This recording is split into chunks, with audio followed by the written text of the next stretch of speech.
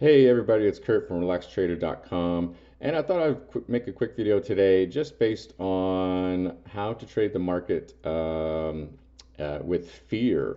We were seeing a lot of fear in the marketplace, a lot of headlines talking about recessions, a lot of talk about what's the bear market continuing, which it totally may, but I think we're in a position here where we're looking for a bit of a bounce based on all the fear that's out there. There's extreme news headlines these days. There's all this talk of recessions. And usually, when the word recession enters the modern lexicon, it usually is baked into prices, I've found. And so I don't know if we're going to enter a recession or not. We may, but at the same time, I do think that things are overblown to the downside and then we're probably in for a bounce. But let's make that quantitative. Let's actually see what the odds are of getting a rally here just based on fear. And how do we measure fear? Well, we measure fear, a lot of people use like the VIX, the volatility index, that measures option premium. But the VIX is very hard to trade. I'll show you on a chart here. Let's go to the VIX. The VIX here is very hard to trade. It's just kind of all over the place. Look at during COVID, it was way up here, then down here, up here, just all very hard to measure it absolutely. So a great way to do that, modeling the VIX in another way, let's pull my chart back up here, is to just use price itself. And you see how this middle red line is very similar to the VIX itself. But I call this the VIX Fix, and I've written about this a little bit in my blog. And here's just a simple code to do it. You're basically just taking the highest close in the last 21 days, subtracting that day's low, and then just dividing by the highest close in 21 days again, and plotting it. And that's how you get this value, this indicator here, which is very similar to the VIX, but it's normalized. So it's all like compact together and it's not all over the place. And you can actually use this to measure against itself to actually make some trades. So let's say that we want to buy into fear, which is a contrarian thing to do. Everybody's throwing the baby out with the bathwater. People are losing their minds. Everybody's selling. Let's be buyers when there's lots of fear in the market. And so let's say that the VIX Fix gets up to say maybe 12, and then as the market kind of calms down, volatility drains out, then we will sell. So we're just going to make these little trades in here back and forth in moments of extreme fear. And let's see, I'm using the SPX, the S&P 500 index that goes back to 1960. So let's see what happens if we buy into moments of fear back to 1960. So you see this is, it goes up. It is profitable. There's some big losers in here though, like in 2008, the market just kept tanking. And that's not good. You can get trapped in this system or in this way of thinking every now and then with big losses. But overall, the general trend from 1960 is that it does pay to be a buyer into moments of extreme fear and panic like we're seeing here. Let's look at the percent profitable. So about 78% of the time, it pays to be a buyer into moments of fear. But you have to quantify, how much fear.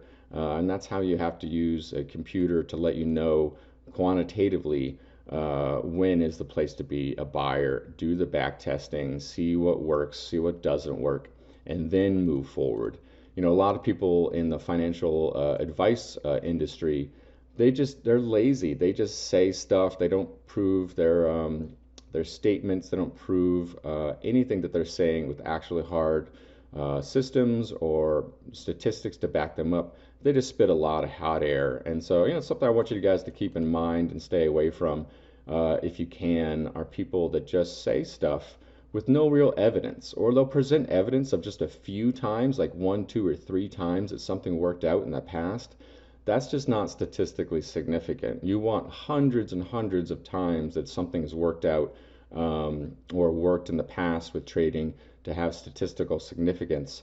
And that's the one thing that bugs me about this little trading system that I just whipped up, is that it only has 36 trades back to 1960. 33 is basically the minimum value of the sample size you want to prove statistical significance. So while this is technically statistically significant sample size, I would always want to see this like much, much more.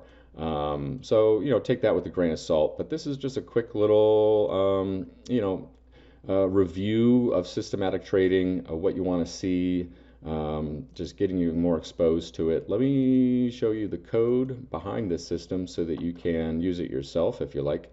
So we have some inputs in here.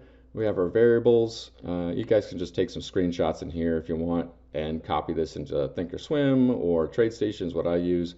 Multi-charts works.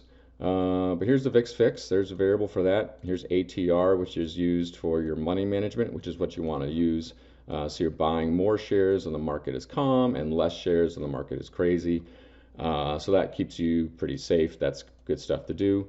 And then here it is, just the VIX Fix is greater than a buy threshold. I think we said 12. And then we buy, and then we wait until the VIX Fix calms down. And I think we were setting it to 6. And then we just sell. And we do that again and again and again. And we'll see how this particular trade works out. There's about 78% chance that this trade here will end up somewhere up here, or at least higher. But of course, there's always the chance it just keeps going. We saw that in 2008, and it just keeps going. And this number here of the VIX Fix will start to creep up, up, up, up, up, and eventually it'll peak, and eventually we'll get a rally. But it's hard to tell. Trading is all about probabilities, and I just want to pound that home. You need to know the exact probabilities of every trade you get into. So if you've been like nibbling down here, it's a good chance that there will be a rally, but I'd really like you to know the chances before you get into any sort of trade about what's going to happen or potentially what's going to happen in the future. But if you're enjoying this system, you can find it on my blog or it's in the members section. A bunch of free code, a bunch of different systems are in there. I think the one that's been doing a lot of swing trading recently has been is in there. Oh, I know it's in there, and it continues to pump out pretty decent gains in real time. Just swing trade in the S&P 500. So that is it from me for today. Let's see where this little system takes us or takes the market. Most likely higher, but of course, there's always a chance it goes lower. So we'll just see how it goes. And I encourage you to take a test drive of my other stock trading systems. You can find them on my website, relaxtrader.com. Just go to the sign up button and you can take a 1 month free trial. All right, that's enough for me. Kurt signing out.